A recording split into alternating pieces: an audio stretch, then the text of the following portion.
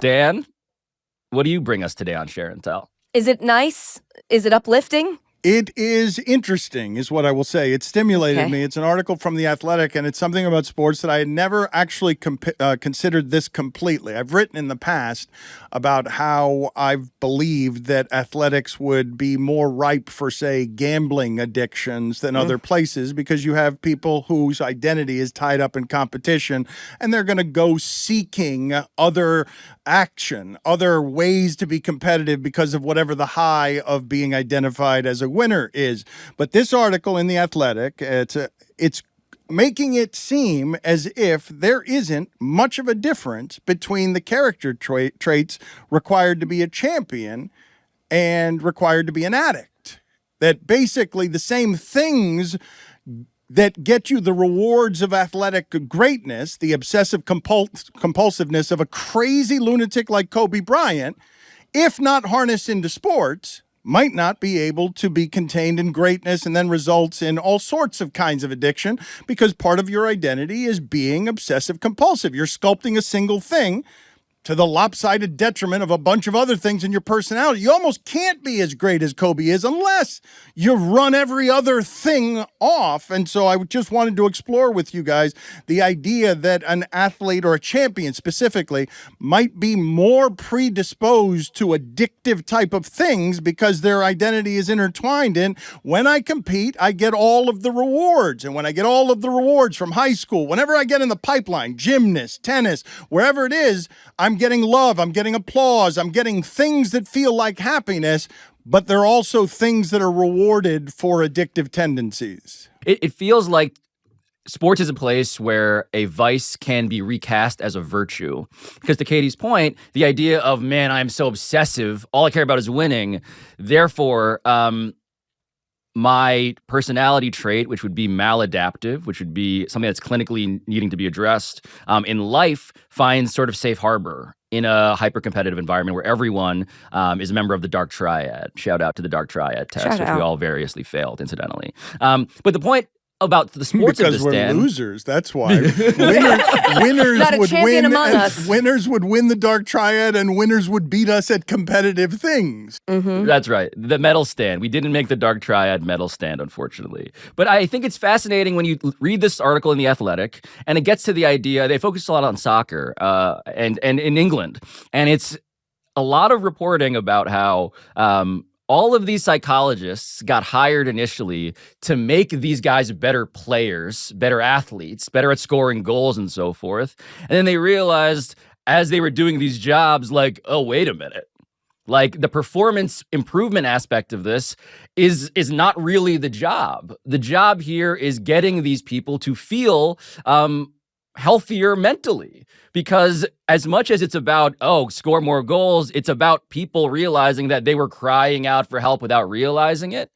And it's fascinating that in 2011, England's Football Association produced a 117-page document on academy restructuring as part of its elite player performance plan. And just half a page, 7 bullet points, was devoted at all to player welfare. The rest of it was all about, like, how do we get these guys to be better? And meanwhile, these guys are, like, going out, as Dan was saying, and many, many nights, they're gambling addicts. Or they are just obsessed with things that they had been given the green light to be obsessed about in their job, that they then were unable to disentangle from the rest of how they use their brain. I remember the first time I thought about this was talking to Michael Irvin, who had all of these problems off of the field, but always in the off season, always in a time where he wasn't, he was being criticized for a general recklessness and lack of discipline. And one of the things that he explained to me that I had not considered. He says, yes, I am an addictive personality. And when I'm doing football, I'm so addictive about it that my workouts are I throw up twice is when my workout ends. Not the first time I throw up, the second time. And that takes all of me during a football season. But when football is then gone, I get addicted to other things that are less good for me than this creative outlet that gives me all of the ability to have the off season and the money that gets me into the temptations. And once you start becoming the person who's getting all the rewards at every turn through childhood, that feels like some form of love, right?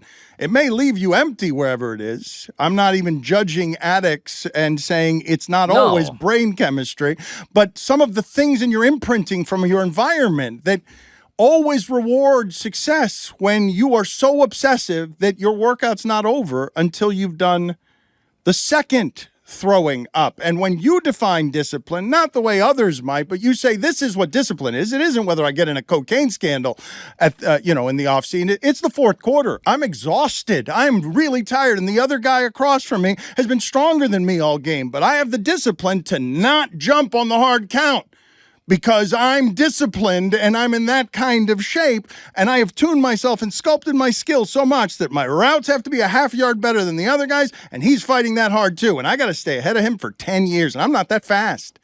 I'm not that physically fast. I got to stay ahead of him for 10 years. When that's the addiction and it gets rewarded, where do you put it when the season's over? So I think this is an argument we've been making for a really long time that we still don't seem to be investing in, which is that like mental health for athletes is incredibly important. That teams provide mental health services to their athletes is like a responsibility that they have that we do not hold them to.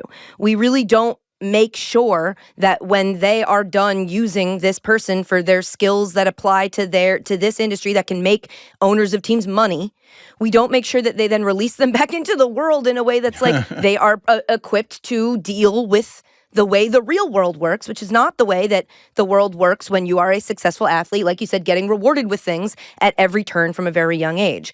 And so it just feels like until we can prove or somehow tie that idea in with profit for a team, they're not going to do it. And what scares me about articles like this is it not that the article itself scares me. It's well written. It's very interesting. It's thought-provoking. But the discussion, I don't want to get to a point where people think that that part of an athlete, the addict part of an athlete, without that, if that's treated without that, they won't be great. To your point, it's not just that owners are making a lot of money off of these athletes. Athletes themselves are incentivized to be this sort of obsessive, to blur the line between, oh, I have a personality trait, and oh, I am struggling with a disease, which is what addiction is. And for me, I there are some parts of this too that are not just about sports. Some parts of it are relatable. The idea of being a workaholic, the idea of like, the idea of it's what you would say in a job interview as a fake answer. I work too hard. I care about work much on my too plate. much. Mm-hmm. And it's like, well, that's seen as virtuous. And I relate to it as somebody who is perpetually thinking about work. I have content brain, as Dominique Foxworth has alleged. That's true. But I think it raises the question of what happens when you are imbalanced. And I think there are costs associated that do not get paid so clearly until the profits you're making monetarily, in terms of the ego scratching, the ego fluffing that certainly athletes, public-facing people, all can feel superficially. Until that goes away, to Dan's point, you don't realize, oh my God, I am ill-equipped to live as a balanced person in my life. Oh, but Pablo, I believe if we get down to the core of this, it's one of the reasons that I thought the article was so interesting. Balance isn't a part of the success equation in the sports pipeline. That's not something that's being taught. That's not something that's being practiced. That's not something that is part of the ingraining of the fabric. When Katie says that all of those pages are devoted to the business must maximize the profit of the athlete's body, and none of the pages are devoted to, and what about the athlete's mind when the body is no longer of use to us, or when it's doing other things that aren't in service of us? Like, where is balance part of the measurement of success? I think it's life success as I've gotten older, but I don't think in sports they're asking you for balance unless it's balance between offense, defense, and special teams. Or a balanced beam in gymnastics.